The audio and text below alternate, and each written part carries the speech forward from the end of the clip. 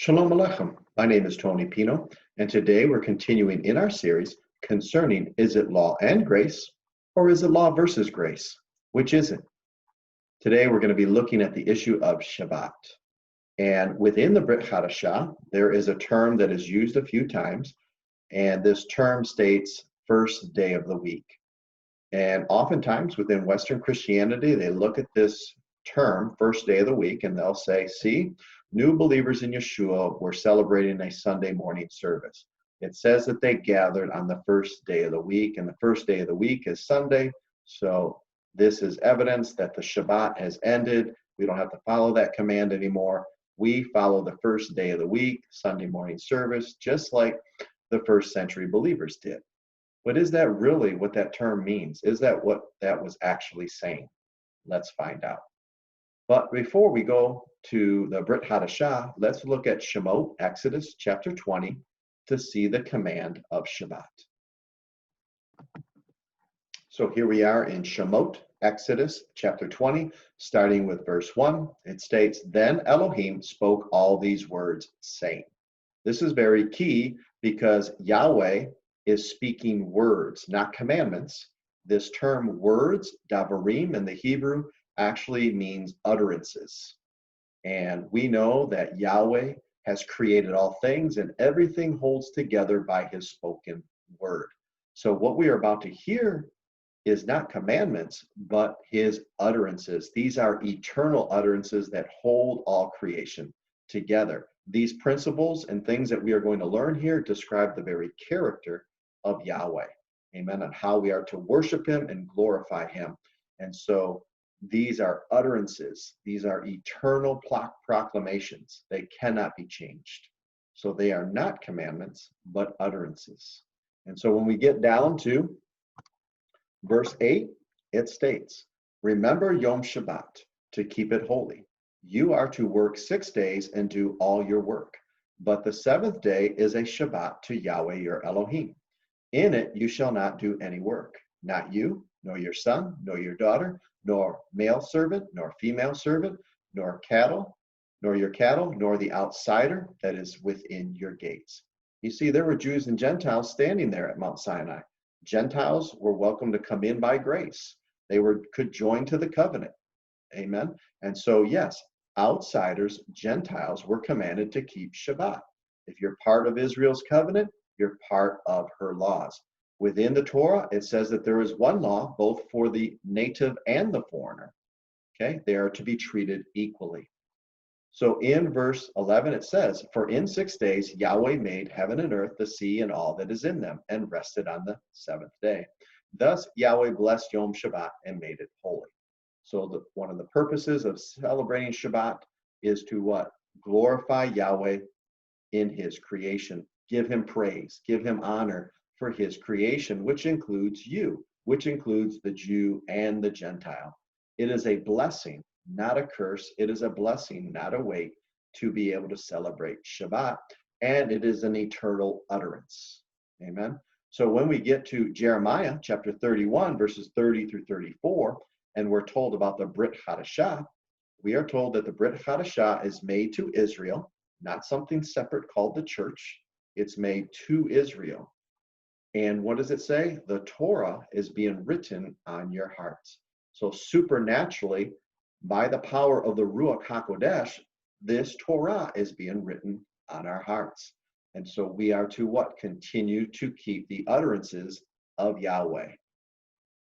Now, when we get to the new covenant, of course, there are questions. Because there's been so many man-made traditions, the Jewish people want to know, what do we do with these Gentiles? They don't understand the law of Moshe. They're saved by grace, okay? But what do we do now? How much a weight of the law of Moshe do we give them? Because they don't know it. Amen? And so we get to Acts 15. Let's go ahead and go there. In Acts 15, they have a massive discussion. They are all going to agree that you're saved by grace alone. But when you come into the kingdom and live in a community, you can't just live any way you want. You have to follow the laws of the kingdom. And so it's not about salvation. It's about living amongst your brethren and not contaminating the community, right? Not bringing sin into the community. And so when they discuss what to do with these Gentiles, they all come to the conclusion, and Yaakov begins to speak. This is Yeshua's half brother. And he states, therefore I judge not to trouble those from among the Gentiles who are turning to God. They've come in by grace. They've received salvation. Now they need to learn how to walk in righteousness. They're turning to God. Amen. These Gentiles don't know anything on how to follow the laws of the kingdom. And so what does he do? He gives them 4 commandments right away they must do in order to stay in the community. And so he says in verse 20, but to write to them to abstain from the contamination of idols, and from sexual immorality, and from what is strangled, and from blood.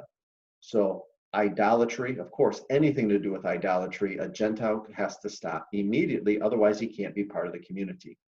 He also can't be part of the community if he's run around committing sexual immorality. He can't be part of the community if he is what? Having animals that have been strangled, meaning the blood has been held into the animal. This is part of pagan worship. This is what they did back then. So you're eating blood, drinking blood, you're still participating in what the Torah commands you not to do. Eat or drink blood. Okay? Leviticus 17 warns us that is an abomination to Yahweh. And so it says again, and from blood, reiterating the fact anything to do with blood, even if it's not concerning idol worship, you can't eat or drink blood. Okay, these 4 things must be done right away, no excuses. Okay, but it's not talking about loving your neighbor and loving Yahweh with all your heart, soul, mind, and strength. Where do we find that? In the rest of the law of Moshe. So what does Yaakov do? He says, basically in a Jewish way, he says, for Moshe, from ancient generations, has had in every city those who proclaim him, since he is read in all the synagogues every Shabbat. In other words, don't worry, the Gentiles will learn the law of Moses slowly, will be kind to them, will allow them to hear it every Shabbat, which means they're keeping the commands, and also they're keeping the utterances of Yahweh, which means keeping Shabbat. So in Acts 15, they're telling them not to worry because they're going to learn the law of Moshe as they come every Shabbat. So now when we get to Acts chapter 20, and we have Shaul here, he states, now on the first day of the week, we gathered to break bread. Paul was talking with them, intending to leave the next day, so he prolonged his speech till midnight. Well, what a lot of people don't know is this is not a Sunday morning service. This is actually, they have celebrated Shabbat. They have transitioned from Shabbat into the first day of the week, which is at Saturday night. On Saturday night, it would be very common for them to have a meal together.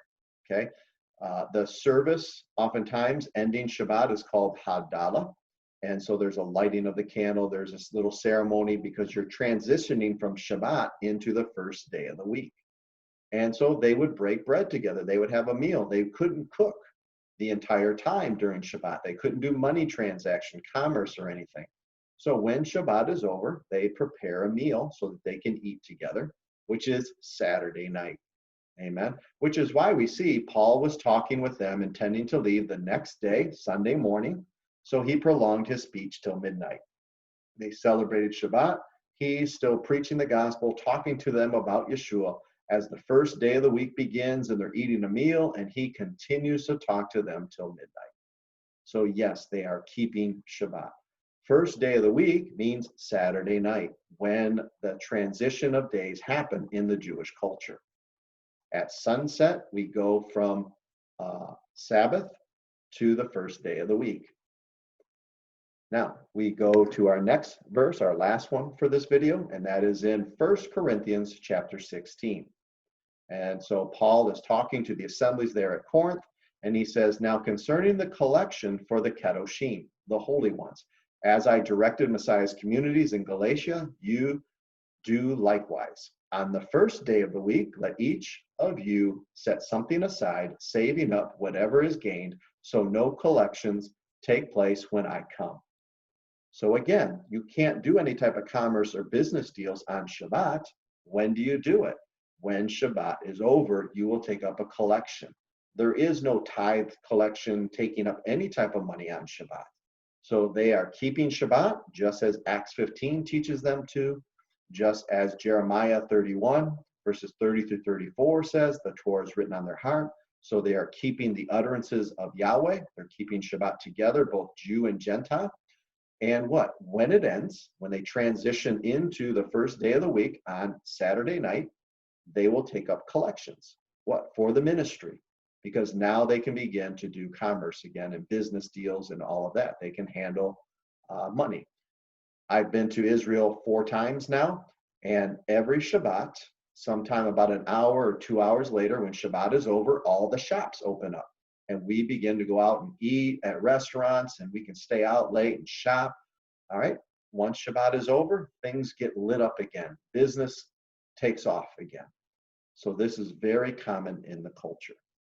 If we understand Jewish culture, we can understand the scriptures much more clearly. And so is it law and grace or law versus grace? It is law and grace. Amen. So next time together, we're going to be looking at Acts chapter 10 and the food laws. But until we meet again, everyone, shalom.